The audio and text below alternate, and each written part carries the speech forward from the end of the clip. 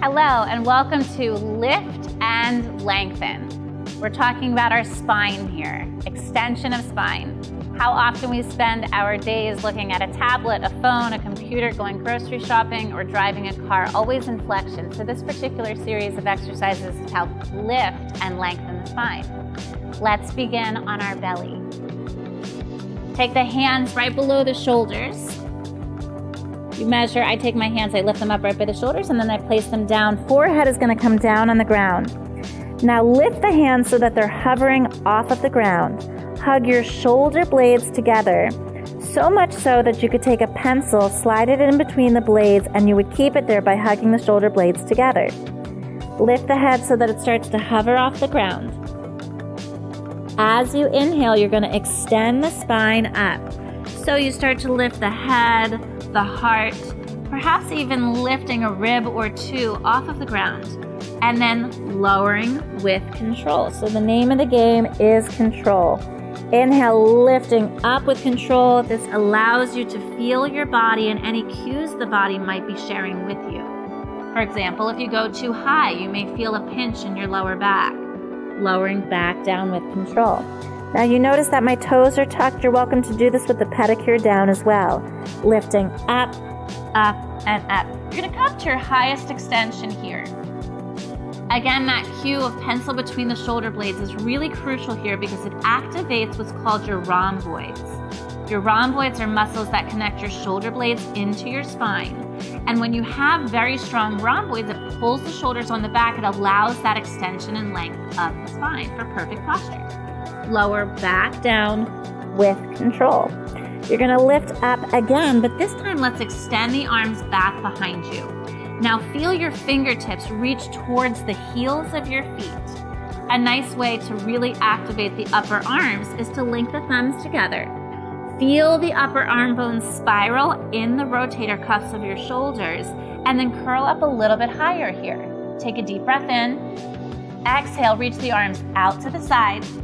Lower all the way down to the ground. Slide the hands underneath the shoulders. Now we're going to lift up into a cobra. Pressing into the ground, you lift up, up, up. Now we have the support of the hands on the ground, which allows us to lift a little bit higher. But again, we're constantly going to pay attention to what the body is telling us. So if we come up too high and we start to feel pull or pinch or anything in the lower back, you know that you've gone too high. Here, it's totally acceptable to have your elbows bent as long as the shoulders are down.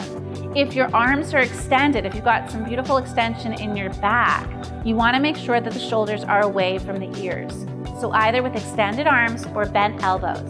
You're going to look past one shoulder and then look past the other.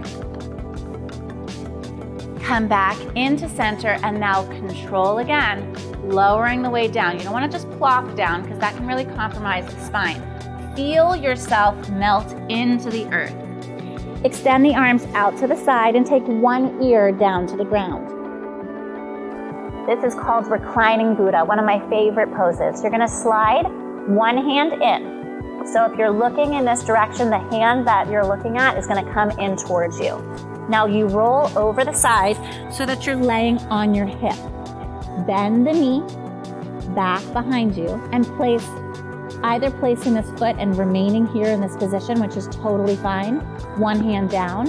If you're a little bit more flexible, you can go ahead and bend this bottom knee.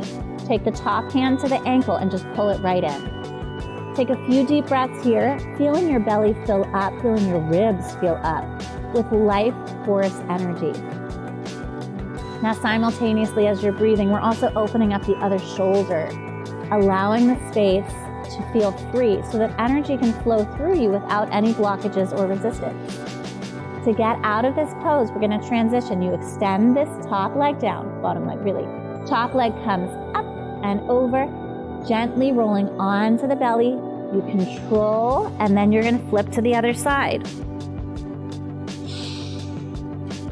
Lifting the leg, placing it back behind you. And again, either staying here or bending that bottom knee and bringing it towards you. So now you can see from a different angle. You see that my hand palm is face down. I'm opening up the bottom shoulder. This top hand is pressing into the earth, and I'm kind of rotating a little bit so that I can open the upper back. Taking a few moments to breathe here. Then we'll extend the bottom leg down, lift and lengthen that top leg, let it hover, and then roll onto the belly. Take the hands underneath your shoulders, press back into a child's pose. Knees open wide. You're gonna take your toes and press them into the earth. The knees are gonna come down to the ground in what's called Diamond's Hero. Here we get into the plantar fascia of the feet. And again, that spine, lengthening and extending the spine. We're lifting and lengthening the spine. Here, you're gonna take your hands and clasp them underneath your chin. In yoga, we call this breath the Bhastrika Pranayama. Everything that Joseph Pilates, all the training that he has came from either yoga or dance. So here we are with yoga. Take a deep breath in. Exhale, elbows come together, look up. Now you're gonna lift the pelvis and look down. Here you can hug your glutes to engage the tush, and then lower the booty down, look up. Inhale, lift the pelvis, look down. Exhale, lower to look up. Inhale, lift. Exhale to lower. Inhale, lift. Exhale, lower. So that slight engagement of glutes is really gonna help to activate the back of the body. Lifting up. As we lift the chin up towards the sky, we are encouraging that extension of the spine, that lift and lengthen. Lift up one more time. Lower down. Take the hands right onto the thighs and just here for a few moments, you're gonna take some really conscious breaths. If it becomes very intense in the bottoms of the feet, you're just gonna take your fingers down and kind of release some of that pressure on the bottoms of the feet. But it's so beautiful to open them up. Take a deep breath in. Exhaling out. 2 more. Inhale. Exhale. You're doing great. 1 more time. Exhale. Take the fingers down. You're gonna open up the feet. Bring the hands into heart and then lower the tush down. Crossing the ankles, coming into that Sukhasana position. Deep breath in.